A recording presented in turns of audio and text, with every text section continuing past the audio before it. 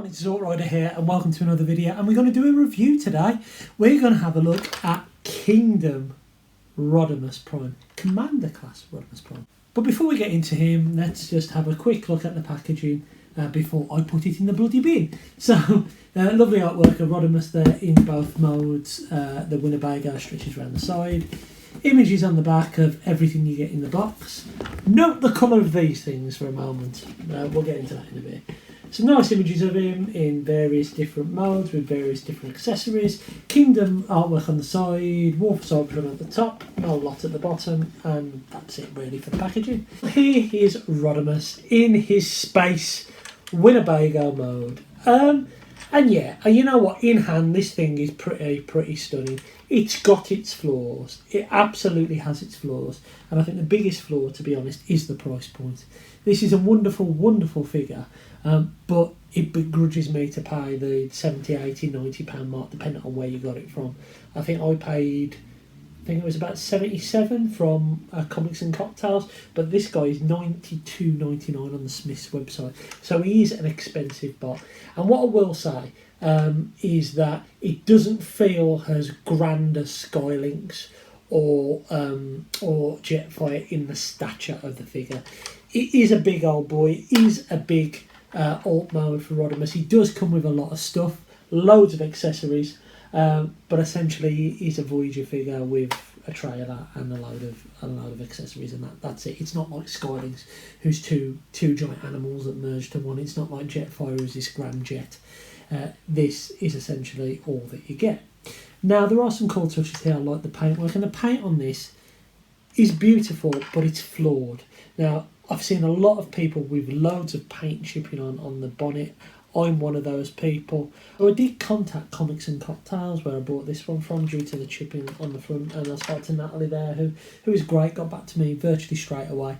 And she was telling me that Hasbro actually don't refund retailers for paint chipping. And after I was speaking to Natalie, I noticed online there was a load of other paint chips appearing worse than the ones that were on this one. So I kind of decided, even though Comics and Cocktails were willing to swap it, it's not worth it, because yes, this one's chipped, but I might have ended up with one even worse. So you know what, I decided to stick with what I've got. And you know what, unless I'm looking really close, it's not too bad. Lovely paintwork down here. Yes, this should be further back. It should be further back. And for the price point, Hasbro should have built that in. That is one major gripe for me. Even how these sit down here, it feels like this was almost half engineered to fit to the front of here, and this should have slid back further.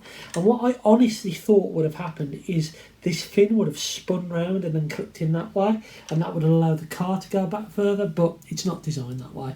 And I think it is, for the price point, for the price that we're paying for this figure, that should have been done. It shouldn't have been left hanging out the front, even though it doesn't look bad, right? It does not look bad. Another little gripe in this mode are the wheels. I think they should have been painted silver, whether that's animation accurate or not. They do look a little bit plasticky, and I would have liked a little bit of silver paint on there, or even some metallic black paint, just so you can tell the difference between the tyres and the rims. Yeah, and it's got some cool little accessories in this map. Accessories or features, that's the word I'm looking for. You've got a little storage container there. You've got another one at the bottom. Now, I've got a little bit of a pet hate about this one at the bottom, because I actually stored some of the accessories in there, and this one got stuck, and I had to force it out. I've got a tiny little stress mark on it. Now, you can't actually see, but I've got a stress mark on there. So I don't really want to store the accessories in there unless it's his sword, because they'll just get stuck. In here as well, you can fold out the back section here, and a deluxe transformer will fit in there. You need to take my word for it, they will fit in there. I've got the cannons in there, which we'll have a look at the moment, some nice hydraulics and stuff in there. Now, you also get these flame effects that are available in both modes, and you notice when I showed you the clip on there, like so, but if you look at the box, they're more of a bluey colour, whitey bluey colour, which I would have preferred rather than this horrible black. But yeah, there you go. You get two sets of those, which are pretty cool. You also get a gun to go through the accessories, which is Rodimus's quintessential blaster. It does fold in half for some reason, and you can plug that on top if you so wish. And you also get, I might as well show you these now, you get a sword, the Sword of Primus. You get this amount of blast effects that obviously come apart, but they're odd.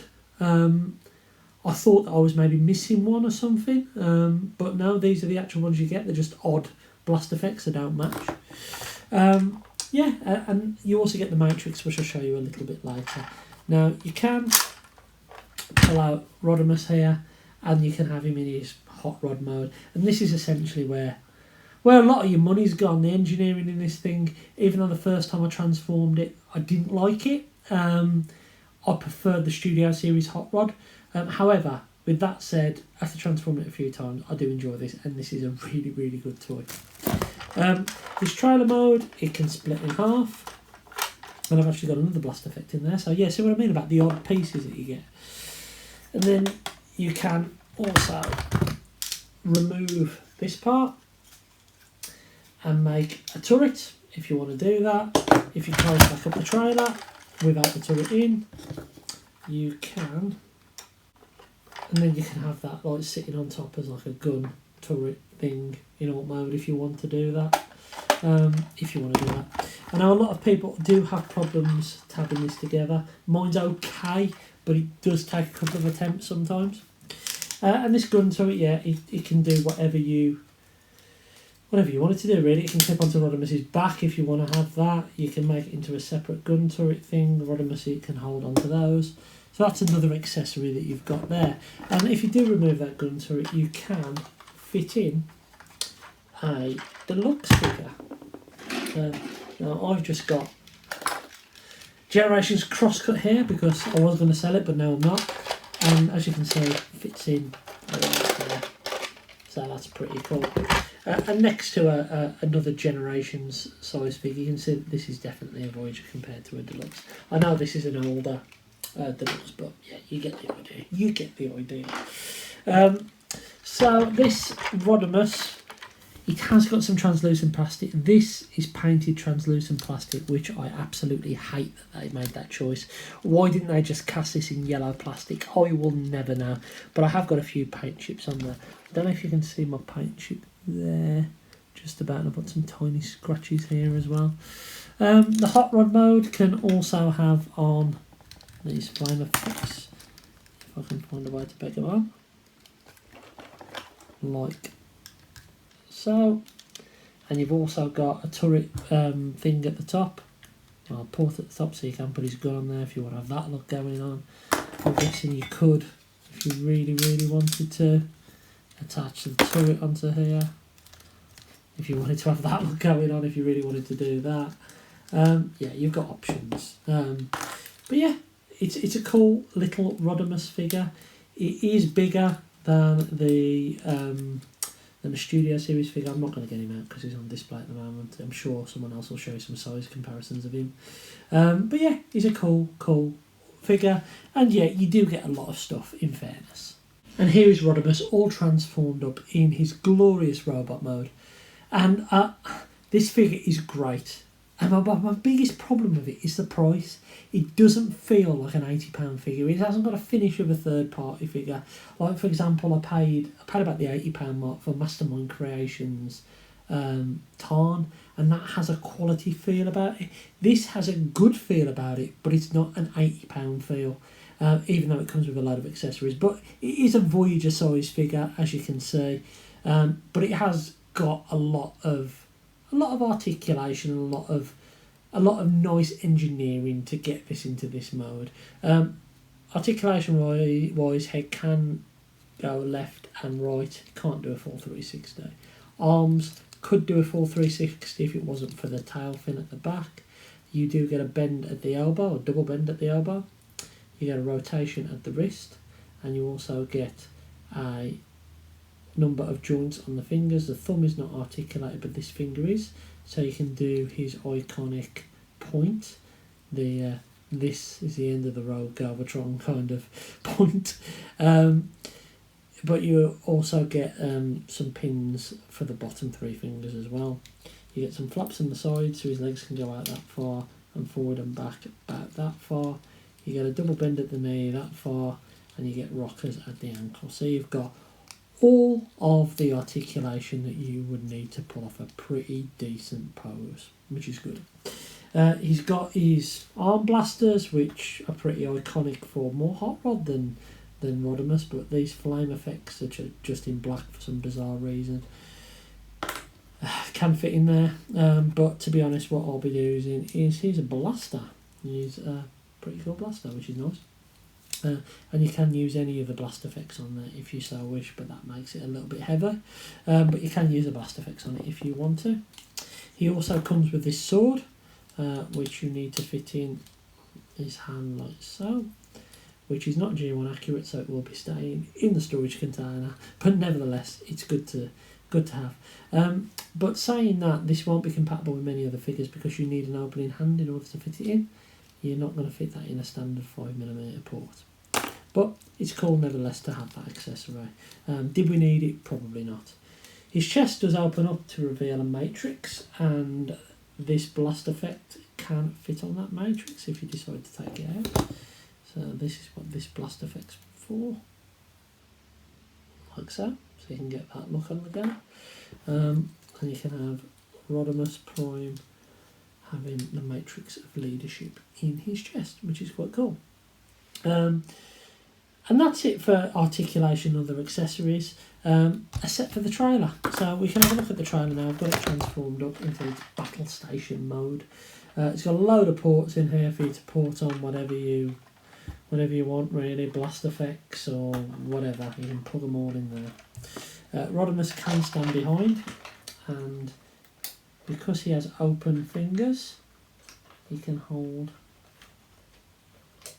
the turret gun, like so, and you can have that look going on, and the blast effects do work in the ends here. If you so wish, you can plug them in there. So there you go. Yeah, it is a really, really good figure that has its flaws. The main flaw for me is the inconsistent paint on it. Even though it's beautiful, it's flawed. Mine, I'll try and show you in the reflection. You can't quite see it, but I've got a scratch here and a scratch here, as well as already some scratches on here from putting it into the trailer. Some of the choices of materials as well. To have this not cast in yellow plastic, why cast it in clear plastic? You've got a peg in here during transformation that goes into clear plastic. I hate that. So question on materials, question on the quality control on the paint. And yes, you do get a lot of stuff with him, and I think me and Luffy were having a discussion about, well, when I had this the day I had it, and he was saying you do get more than a leader if you compare it to Prime, and you're absolutely right, you do get more in this figure compared to Optimus Prime. But I suppose what I'm really struggling with is, do I need all this? Do I need the Sword of Primus? Probably not. Do I need these blast effects? I've already got a shed load of them. Probably not. Do I need these things? Not in black, that's for black certain. Do I need another Matrix thing? Well, maybe I do. I think I would have been happy with him just coming with his gun, to be honest, with the rest and the Matrix. But even the Matrix, I've had that a number of those before. And yeah, it's cool to have this little battle station thing, but in fairness to this, it's got a lot of stuff in here that you don't need. You don't need all these storage containers and these ramps. I mean, yeah, I know it's for playability for kids and all that, but let's face it, this has been designed for adults at an adult price point. There isn't many kids who'll be having this on a Saturday with their pocket money, not for the $92.99 price point in Smiths. And I think that there is the main reason why I'm struggling to love this figure. This is up there with one of the best Transformers that I've bought in recent history, but it's not worth the price. And it's something I'm struggling with collecting now, is the prices of figures going up is starting to not be worth the value. I mean, as I say, $92.99 for this. I mean, it's we're almost pushing. I mean, I only paid the £120 for, or £130 for Scorponok last year. So we're talking about £30 to £40 difference between the two. Yeah. I don't know. But you know what? I like what Hasbro are potentially going to be doing with the Commander class figures. I like that they're going to go probably down the combiner route. So the Commander class figure will be a Voyager figure with something to combine up. And I see that being working better. What I struggle for with this figure is that a lot of this stuff I don't want to display. I just want to display this. I probably won't even display him on the battle platform because of space. And I think that's the problem. It's got some cool gimmicks in it, but it's a lot for what it was. But saying that, if you're a Rodimus Prime fan, pick it up. I, for one, have not got the Arc this year, so this is my big Transformers purchase. And the reason for that, if you want to know, is I think that the gaps in alt mode are unforgivable. To me, I would have preferred a compromised robot mode that we only saw for 5 minutes on screen in the trilogy, than having a compromised vehicle mode, because the vehicle mode is what would appeal to me. But yeah, I'm not paying 160 quid for that. If it comes down in price, maybe, but I'm not paying 160 quid. So this has been more of a show and tell, I suppose, on Rodimus rather than a full-on review. But you know what? He's a cool figure. I'm happy I have him. He's got his flaws, but you know what?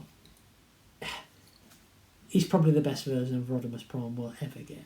And I'm happy to have him in the collection. Anyway, I hope you've enjoyed this video. Until next time, I've been Zort Rider, and I'll catch you again really soon.